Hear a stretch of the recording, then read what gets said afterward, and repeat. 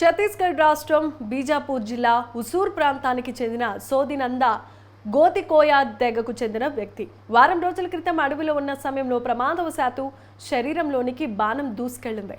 కుటుంబీకులు వెంటనే భద్రాచలం ఏరియా ఆసుపత్రికి తీసుకెళ్లారు. అక్కడి నుంచి వరంగల్ ఎంజీఎం హాస్పిటల్కి తీసుకెళ్లారు. పరిస్థితి విషమిస్తోందని, ప్రాణాపాయ స్థితిలో ఉన్న అతన్ని పంజాగుట్ట నిమ్స్ హాస్పిటల్ ఎమర్జెన్సీకి శుక్రవారం సాయంత్రం తీసుకొచ్చారు. ఇక్కడ కార్డియోథోరసిక్ విభాగాధిపతి అమరేశ్వరరావు, డాక్టర్ గోపాల్ పరీక్షించారు. గుండె, ఊపిరితిత్తుల మధ్య బాణం చొచ్చుకుపోయి ఉన్నట్లుగా గుర్తించారు. సుమారు 4 గంటల పాటు శ్రమించి శరీరం నుంచి బాణాన్ని పూర్తిగా తొలగించారు. ప్రస్తుతం ఆ యువకుడి ఆరోగ్యంగా ఉన్నారని, ఎలాంటి ప్రాణాపాయం లేదని వైద్యులు వెల్లడించారు. ఆ విధంగా ఓ ఆదివాసీ యువకుడికి నిమ్స్ వైద్యులు ప్రాణం పోశారు.